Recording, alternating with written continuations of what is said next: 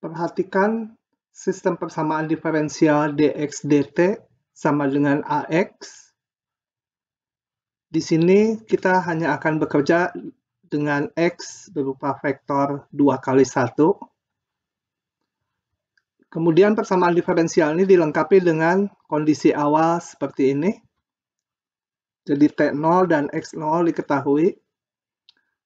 Nah, sistem persamaan diferensial yang dilengkapi dengan kondisi awal ini disebut masalah nilai awal.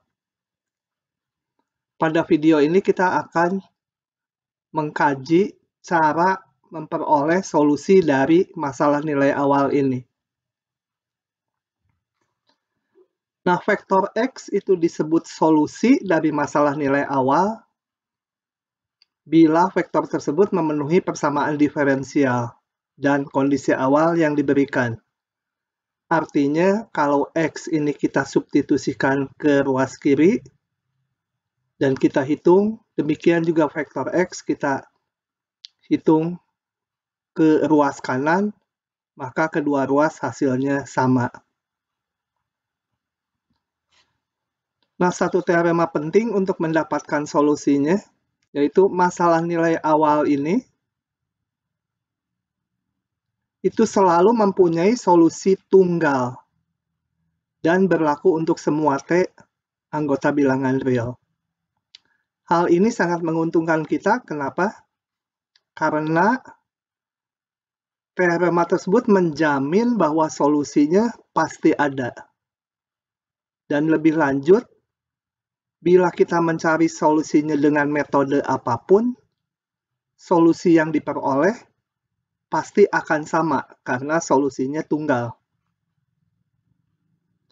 Nah, pada slide berikutnya akan diberikan ilustrasi mencari solusi umum dari sistem persamaan diferensial ini dan solusi dari masalah nilai awalnya, artinya yang sudah dilengkapi dengan kondisi awal.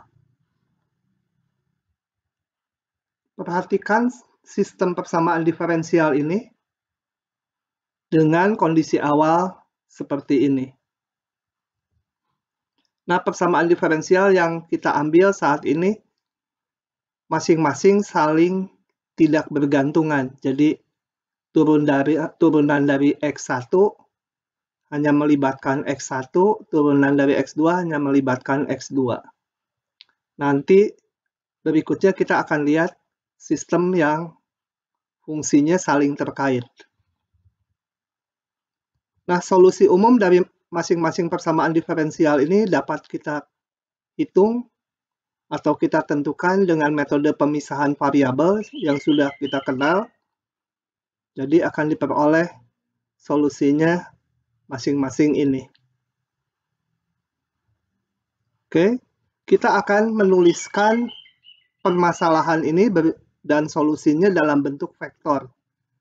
Hal ini penting karena akan memudahkan di belakang dalam mencari solusi persamaan diferensial yang berbentuk sistem seperti ini.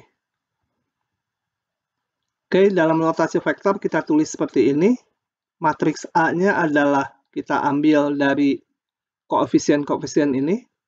Koefisien X1-nya min 1, X2-nya tidak ada, jadi 0. Kemudian yang baris kedua, koefisien X1-nya tidak ada, jadi 0. Sedangkan koefisien X2-nya min 3. Oke. Kemudian kondisi awalnya juga kita tulis dalam vektor seperti ini. Nah, Xt yang sama dengan X1, X2 itu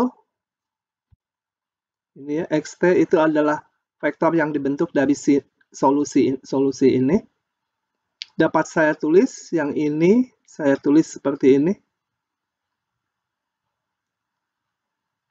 Kemudian yang X2 saya tulis seperti ini.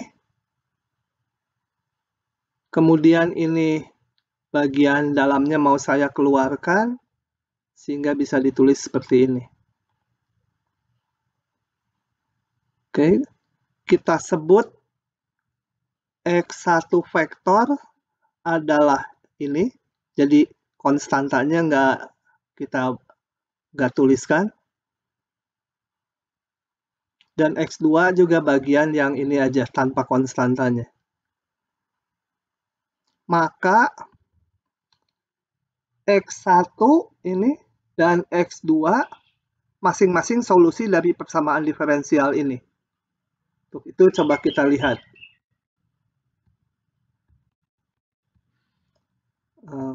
Lihat slide ini.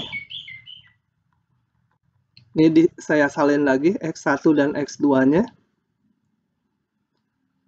Nah, tunjukkan ini solusi dari persamaan diferensial ini. Untuk menunjukkan solusi, ya kita hitung ruas kiri dan ruas kanannya. Untuk X1, vektor X1 dulu. dx1 dt, kita turunkan ini terhadap T. Jadi hanya yang ini aja, min E min T.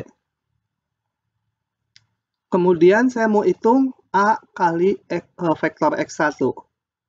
A-nya ini dikalikan vektor X1-nya ini. E pangkat min T bisa saya kedepankan. Sehingga A kali vektor ini, kalau dihitung diperoleh ini. Nah, kita lihat bahwa dx1 dt dengan A kali X1 nilainya sama. Dengan demikian, dx1 dt sama dengan AX1 atau dikatakan solusi dari persamaan ini. Untuk X2 kita lakukan yang sama. dx2 dt kita hitung ini yang diturunkan hanya ini karena vektornya konstan. Jadi min 3 kali E pangkat min 3T kali vektor 01. Sedangkan kalau A kali X2 kita hitung, diperoleh hasil yang sama. Jadi kembali X2 juga solusi dari persamaan diferensial ini. Kembali ke slide-nya. Ini udah kita tunjukkan. Nah, lebih lanjut ini. Ini apa ini?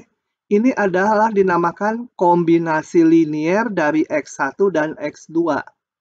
Jadi konstanta C1-nya boleh berapa aja kali X1 kali ini ditambah konstanta kali X2. Nah, ternyata kalau X1 tadi solusi, X2 juga solusi, maka kombinasi liniernya ini merupakan solusi umum dari ini. Apa itu solusi umum? Solusi umum adalah solusi yang memuat semua bentuk solusi yang lainnya. Nah, ini akan kita tunjukkan. Coba kita lihat lagi ke slide-nya. Ini saya geser dulu. Tunjukkan bahwa kombinasi linear ini solusi dari, kembali ini sama ya, sama diferensial ini. Nah, saya hitung aja. Saya hitung ruas kirinya dx dt-nya. dx dt sama dengan C1 konstanta ke depan, dx1 dt ditambah C2 kali dx2 dt. dx1 dt tadi udah kita hitung, yaitu ini. Jadi masukkan aja ini. Minusnya saya taruh di depan. dx2 dt juga tadi udah dihitung di ini. dx2 dt. Sekarang ada C2-nya aja. Nah, ini saya kalikan satu-satu, kemudian vektornya kita gabungkan, didapat ini. Sedangkan A kali X kita hitung. Ini A-nya. X-nya tadi apa? Ini tambah ini. Jadi, mana ini ditambah ini. Kita gabungkan jadi satu. Menjadi ini. Yang ini E min T kali 1 jadi ini. Kemudian yang satunya lagi E min 3T kali 1 yang di bawahnya. Kemudian ada tadi C1, C2. Itu ya. Nah, ini kalau kita hitung, didapat ini. sama lagi ini. Jadi dx dt memenuhi sama dengan AX. Jadi kesimpulannya ini tak lain juga solusi dari persamaan ini. Begitu.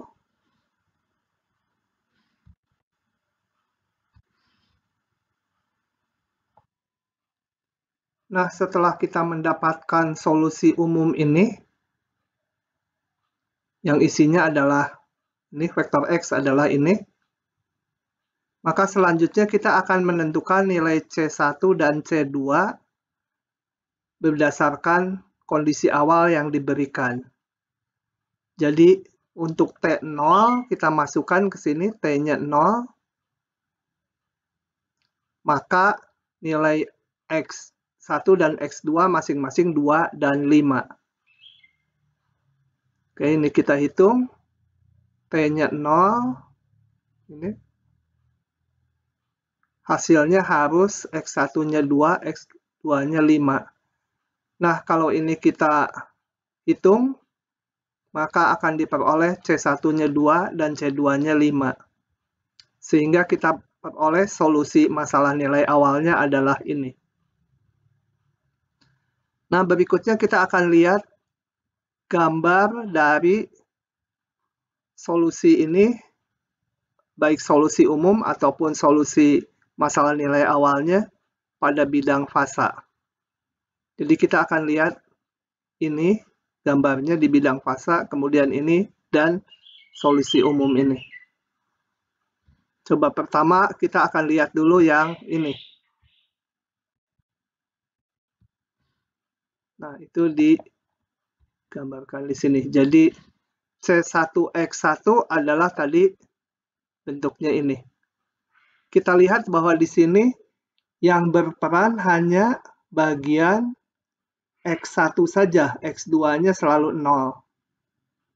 Nah, gambarnya kita lihat sebagai berikut. Pada bidang fasa, jadi bidang yang dibentuk oleh X1 dan X2, kita lihat bahwa yang saya gambar hanya di sumbu horizontal saja, karena hanya ada bagian yang X1 saja. Sedangkan komponen keduanya 0. Nah, kita lihat dari ekspresi ini, untuk T yang membesar, praktis ini akan menuju 0. Jadi, bila pada suatu saat X1-nya di sini, dengan berjalannya waktu, dia akan bergerak ke kiri. Demikian juga yang di sini. Dia akan bergerak ke kanan menuju 0. Karena ini untuk T menuju tak hingga, dia akan 0. Kemudian satu lagi kalau kita lihat C2X2, ini maaf salah, harusnya X2, yang isinya ini, kita lihat pergerakannya di bidang fasa. Yang ini karena komponen pertamanya 0, maka bagian horizontal nggak ada. Jadi hanya ada yang di bagian vertikal aja, yang X2-nya aja. Nah, kita lihat lagi bahwa pergerakan X2-nya kalau T membesar, maka praktis ini akan menuju 0. Jadi pergerakannya seperti ini. Kalau dimulai di sini, dia akan menuju ke 0, baik yang di bawah pun akan menuju 0. Nilai X2-nya. Nah, kembali ke sini. Kalau ini kombinasinya. Kombinasinya gambarnya seperti yang ketiga. Yang kombinasinya. Jadi kita lihat pergerakannya. Ini yang biru adalah kumpulan dari solusi yang berbentuk ini. Kemudian kita gambarkan untuk berbagai nilai C1 dan C2. Nah, gambarnya seperti ini. Kita lihat bahwa pergerakannya semua menuju 0. Cocok dengan ini ya. Kalau masing-masing, dua-duanya juga menuju 0. Baik yang X1 maupun yang X2. Ke yang merah ini apa? Yang merah ini adalah tadi salah satu dari yang biru yang memenuhi kondisi awal X1 0-nya 2, X2 0-nya 5. Jadi dia melalui awal waktu T-nya 0. Ini X1-nya 2, X2-nya 5 di sini. Kemudian dengan bergeraknya waktu, kita lihat ini. Untuk T yang besar, ini praktis menuju 0. Ini juga menuju 0. Ini menunjukkan komponen dari X1, yang ini yang X2. Maka menuju asimptotik ke 0.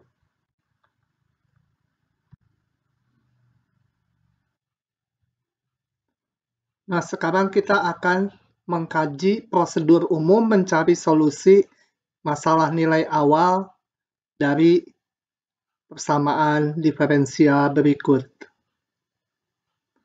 Nah, prinsip mencari solusinya adalah sebagai berikut.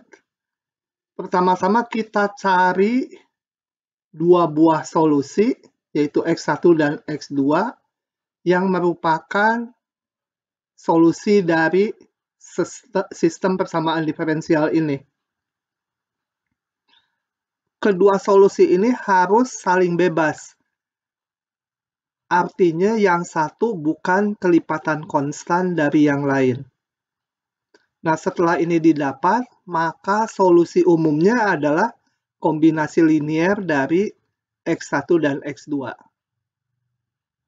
Oke. Nah, untuk mencari X1 dan X2, itu dimulai dengan memisalkan solusinya berbentuk seperti ini. Dengan lambda itu bilangan real, dan V ini adalah vektor konstan. Karena ini kita misalkan solusi, selanjutnya kita substitusikan ini ke persamaan diferensialnya. Jadi dx dt sama dengan A kali X. Ini kita turunkan karena V-nya vektor konstan, maka yang diturunkan hanya E lambda T, hasilnya lambda kali E pangkat lambda T kali vektor V. Sedangkan bagian ini kita biarkan dulu. Selanjutnya kita, karena E pangkat lambda T tidak pernah 0, ini bisa kita coret, kita peroleh hubungan ini. Nah, hubungan ini sangat istimewa. Mengapa istimewa? Ini tak lain adalah AV sama dengan lambda V, berarti lambdanya haruslah nilai eigen dari A, dan V-nya adalah vektor eigennya. Oke. Nah, pada bahasan ini kita akan batasi matriks A yang memiliki dua nilai eigen yang berbeda. Ini untuk menjamin bahwa nanti vektor eigen yang didapat akan saling bebas. Jadi yang satu tidak akan kelipatan yang lain. Oke, solusi umumnya adalah menjadi ini.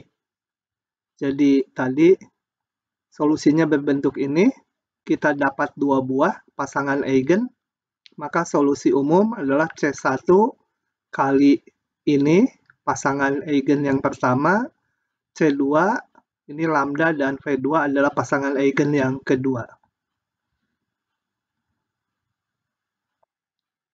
Berikut ini disajikan contoh untuk menghitung solusi dari masalah nilai awal sebagai berikut. Jadi dx dt sama ax dengan a-nya ini dan kondisi awalnya ini. Jadi langkahnya adalah kita cari dulu nilai eigen dari A. Langkah pertama cari nilai eigennya. Coba kita lihat di sini. Untuk mencari nilai eigen berarti kita hitung determinan A min lambda I harus sama dengan 0. A min lambda I itu tak lain adalah matriks A, diagonalnya dikurangi lambda. Ini kita hitung determinannya. Ini kali ini dikurangi ini kali ini. Sama dengan 0. Kemudian ini kita selesaikan. Kita peroleh lambdanya ada 2, yaitu lambda 1 min 4 dan lambda 2 min 1. Nah, langkah berikutnya adalah mencari vektor eigen dari masing-masing lambda. Kita lihat untuk itu. Jadi, untuk lambda 1 sama dengan min 4, kita cari solusi SPL homogen dari A min lambda I kali vektor V sama dengan 0. Nanti vektor yang diperoleh adalah vektor eigennya. A min lambda I, masukin lambdanya min 4 ke matriks A ini. Jadi ini dia. Sebutlah vektornya, sementara A, B, komponen-komponennya sama dengan 0. Nah, ini kalau diselesaikan akan diperoleh vektornya yang memenuhi adalah vektor 2,1 serta kelipatannya.